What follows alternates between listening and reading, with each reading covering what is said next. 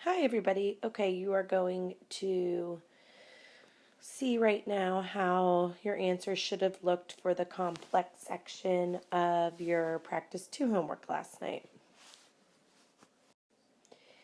In this section, you had to take these two independent clauses, which are perfectly good. Independent clauses are simple sentences on their own, but we want to practice turning them into complex sentences. And in order to do that, we give you the subordinating conjunction we want you to use.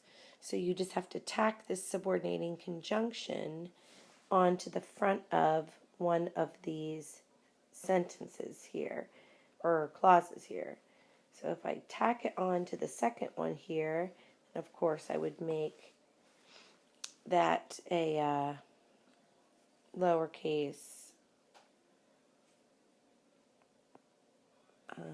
sorry, couldn't figure that out there. Of course, I would make that a lowercase s, and she. All of a sudden, I have turned this independent clause into a dependent clause when she heard the bad news about her grandpa. So now I have an independent clause here, underlined once, and a dependent clause here, underlined twice. So I could write out the sentence now. Sarah started crying. Whoops. No comma because the independent clause came first. When she heard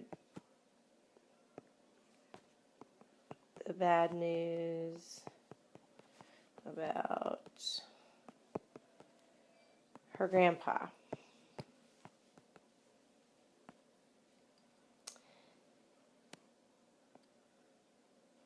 So now we have an independent clause. Sarah started crying, and a dependent clause. When she heard the news about her grandpa. No comma in between them because the independent clause came first. So now go to the next slide so that you can see the rest of the exercise. Okay, so if we looked at this one, Tim cleaned the house. His parents returned on Sunday. Two good independent clauses here. And we're going to use the subordinating conjunction before to turn one of the independent clauses into a dependent clause. And if you read them both, it makes the most sense to put it here with a lowercase h in his, so that this suddenly becomes your dependent clause, and this is your independent clause. So if we were going, if we were going to type it up, it would read, before his parents returned on Sunday, comma, because this is the dependent clause and it's first. And when the dependent clause comes first, we put commas between the two clauses. Tim cleaned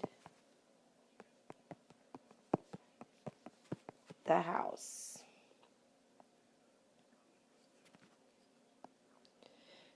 So we could put this up here.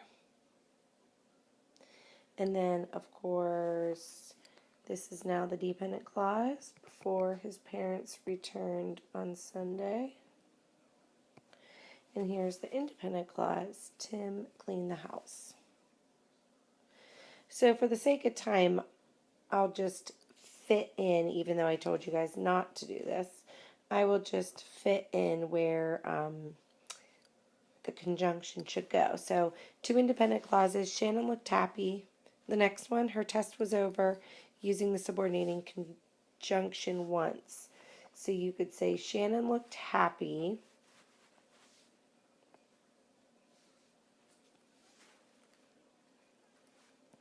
Get rid of the period. Lowercase o, once, lowercase h, once her test was over. So it starts with an independent clause and it ends with a dependent clause, so no comma in between the two. Josh is trying to study. It is very loud in here. Use the subordinating conjunction even though. So even though can kind of work several ways. And by the way, a lot of these can be flipped around different ways. Like again, up in number 3, you could have said once her test is over, comma, Shannon looked happy. So there's more than one way to do these. Don't think that my way was the only way. Josh is trying to study. I would get rid of the period and I would say I would add in even though lowercase I, it is very loud in here. So the independent clause is Josh is trying to study, and the dependent clause would be even though it is very loud in here. No comma in between the two clauses because the independent clause comes first. For the last one, I want to earn some money. I'd get rid of the period because I'm saving for an iPod. You can tell this is a little old. I want to earn some money is the independent clause because I'm saving for an iPad is the dependent clause. No comma in between the two. And then again, you could flip a lot of these. You could say for this one, because I'm saving for an iPod, comma, I want to earn some money. Or up here you could say, even though it is very loud in here, comma, Josh is trying to study. There's many ways to do this. All right, for this section, here are your answers. And hopefully you use the sheet that I emailed to you yesterday. It's kind of like a cheat sheet that helps you go through how to find what type of sentence you have when they're all mixed up like this. So go back and look at that cheat sheet. It's not really cheating, I don't know why we call it that, but that help sheet, I think it'll help you sort out what kind of sentences you have. So for number 1, the semicolon gives away that you have a compound sentence. 2 independent clauses with a semicolon. Number 2 is simple. This is just one big independent clause. It just happens to be long because it has a lot of prepositional phrases in it. Relative pronoun starts off a dependent clause, which is the giveaway that we have a complex sentence, independent then dependent. After, this is the clue that we have a dependent clause starting here. I know after can be a preposition, but not if it has a subject and a verb in it. It can't be. And then I will go to the store as the independent clause. Independent and dependent makes a complex sentence. Whoops. The climbers were starving. Here's your clue, comma, yet. 2 independent clauses. Coordinating conjunction joins 2 independent clauses, which means you have a compound sentence. Keyword is since.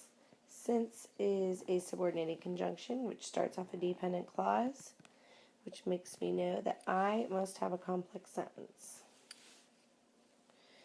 For number 7, this is just simple. Just lots of prepositional phrases in it to make it a little longer.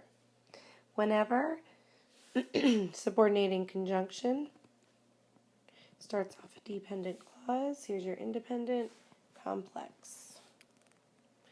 This is simple. It just has 2 subjects and 2 verbs. There's nowhere that you can find a coordinating conjunction, semicolon, relative pronoun, or subordinating conjunction. It's just a simple sentence. Comma coordinating conjunction, joining 2 independent clauses, compound.